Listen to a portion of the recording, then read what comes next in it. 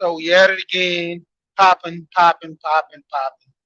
Hey, I'm sorry. I ain't gonna be here that long, but the time I am gonna be here, we gonna get some things worked out. You know, going back in the day to the average commercial. What are you doing with your life? You ain't doing nothing but sitting on the couch. You might as well go to college. You might as well. That's the biggest thing. What are we doing with our money? You know what I'm saying? We living to pay bills. We living to get out of debt. Are we trying to achieve positive goals of having more money? You know, generational wealth is people keep throwing that word around. But what really is generational wealth to you? You know, I've said this time and time again when I would have talks on different panels about the relationship. I would say, my wife is a 10 to me, but that's my 10. You know, what is your 10? What, what is your relationship with money? That's a lot of times people got to understand that. That's the biggest component. We have relationships with our jobs. We have relationships with people. What is our relationship with money? Do you love money? If so, how do you treat money? Do you respect money? Do you understand money? That is the biggest key. A lot of people lack relationship with money. You know, the thing is, you take money and roll it around like, like a prostitute, use it, spin it up, just flip it, whatever they say prostitute. I know prostitutes make money, but bad analogy. But the thing of it is, we treat money horribly. We don't know how to work. We don't know how to make our money work for us.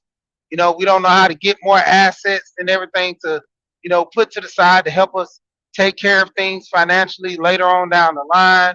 We don't buy with intent. I told my wife when we bought our house, the inner city is going to be good. So let's go buy a house in the inner city. Then after a while, move back out the inner city, and then we're good. She said, okay. The thing of it is, when it really comes down to it, what is your relationship with money? You know, what's up with you and money? What y'all got going on? You know, we have these talks about relationships. Like, do you, what type of woman do you want? You know, what is your goals? What is this situation with this woman? What are you looking for in a woman? A guy can say, "Man, I want a woman to cook and clean. I want a woman to take care of the kids." The woman say, "Well, I want a man to take care of the household. I want a man to protect me." What do you want from your money? What is your relationship with money? You work for the money, so what are you doing with the money? Just paying bills? You know, do you have knowledge of the money? How to keep it going, keep it flowing? Or the knowledge is get money and spending it? That diagram was that I put up there, the thumbnail is about credit. You see the lady forehead. I did a screenshot. I could have edited it out, but I'll be having time for that. But otherwise, that's about your credit history, you know, applying for cards and stuff. I'm gonna get into that a little later. But the thing of it is this: when it comes down to it, there's a lot of people that don't have good relations with money because they were never taught it. You know, prime example: one of my friends, he literally told me when he was growing up, his mom told him never to get a credit card.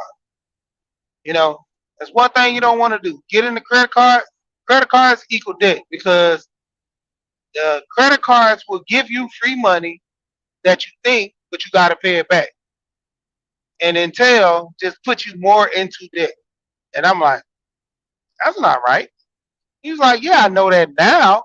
But when I was a kid, all the way up until 28 or so, he said, I never wanted a credit card. He said, I looked at credit card, it's like eating Brussels sprouts. I mean, well, not kid, but as an adult, he said he looked at credit cards like eating Brussels sprouts. So he didn't get to around at least into his 30s before he really took the initiative to figure out credit, see how it worked, because he was with somebody that knew about credit and knew how it worked. So his whole mindset changed about credit, and then his whole mindset changed about certain things with money as well, you know. And so that's the whole thing. When you get into the whole venture of you trying to, do things with your life, you have to have an understanding about money. When I talk about buying a home, you have to have an understanding about the home buying process. You're not just going there talking to an agent, and the agent tells you this is the house you like. You say yes. How much I gotta pay? Um, you gotta put 20% down. There's nothing else I can do. Well, we could go other ways, but 26% guarantee your way of getting this house. So you go and put 20% down on the house, but there's other options. You never took the initiative to try to go look for yourself. And I always talk about this on my channel about you going and sitting here and looking, searching, getting information. Someone tells you something, go do your homework. If nobody's telling you something, go look for the information. We literally have phones, tablets, laptops, all these computers at our fingertips, and we don't take the time. My daughter, she was big on WebMD. I had to tell her. She was like, "Oh, I got a bump. It's swelling. It's a cyst. It's getting big. Your pores are dirty. It comes from you not washing your face properly. Get some Noxzema, something to clear it out. Then you good. Boom. She thought it was a cyst. Thought it was, it was a bump. But otherwise, people do research on things with the intent of learning and try to, get knowledge. But overall, if you're researching the wrong thing, you're going to get the wrong answer. You're researching things with the intent that helps your argument, then you're going to get the wrong thing. You know, go with an open mind. Don't go with the intent of, well, I want to buy a house. So the thing to do is put 20% down. Ask the right questions to Google, and Google will give you the right answer. What are my options? What are the different ways of buying a home? See, simple things like that. That's when you start to understand money because you're getting a lesson on it. You're getting so-called school on the money, and that's what a lot of us need to know. Things that can help us with the money. Got to get schooled on the money. You know, what else do I need to do to qualify? You should be doing this process before even buying a house is a thought. What type of credit I need? See, that's when you have that understanding of money, because all this evolves around your money, knowing your credit score, knowing what you can qualify for. You know, when buying a home, when buying a car, when getting a credit card, knowing your credit score. You know, how much money do you have in the bank? Typically, how much do I have to put down on the house? Do I have to go conventional? Can I go FHA? What are the different options besides conventional?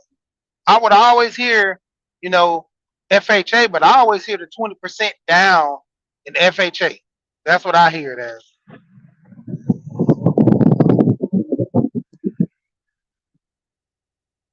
Sorry, I had a little gnat. But basically, I know my phone is gonna go out over here in this area. But basically, having that relationship with money, you know, do you know your money? Like, I talked about this previously. You should be paying yourself first. How many people are taking initiative to pay themselves first? How many people are taking initiative to make sure they are good before they start paying the bills? Before they start, not necessarily saying go out here and ball out and do this and do that, but put a little 20 to the side, put a little 30 to the side. You got you should be splitting your money up in multiple ways. That's why I recommend things like the Mint app. That's why I recommend things like looking at saving challenge videos to where they show you how to percentage your money. Take a percentage or take a certain amount every paycheck and put it towards bills. You know, Wanda Budget and Beyond.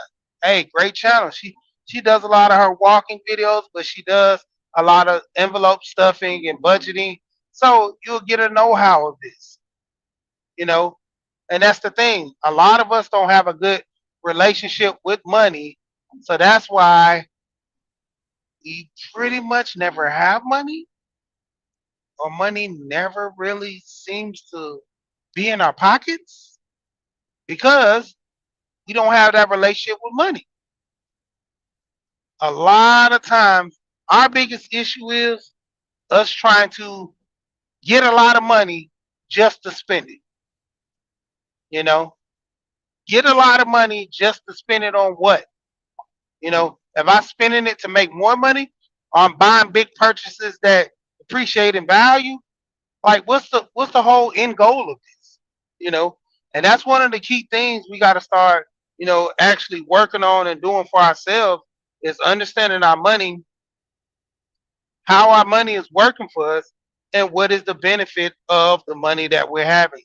You know, if I'm gonna buy a Tesla and just drive it back and forth to work and this be a nice car, cool. But if I buy it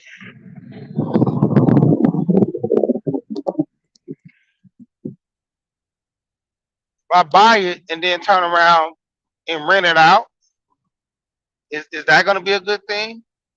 If I buy it and I take it and, you know, well, again, rent it out in some music videos, or, you know, is it gonna be worth it?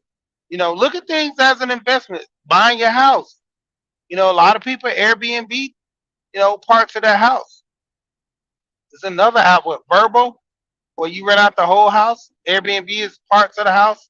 You can rent out the whole house on Airbnb too, I think. But overall, like understanding your options, man, like that is the key. Understanding your options. What do you qualify for? What will benefit you? What will help you long term? And that is getting the knowledge, doing the homework on the math, on how money works. What is your relationship with money? You know, is it fast? Is it slow? Is it good? Is it bad? You got to come to that conclusion.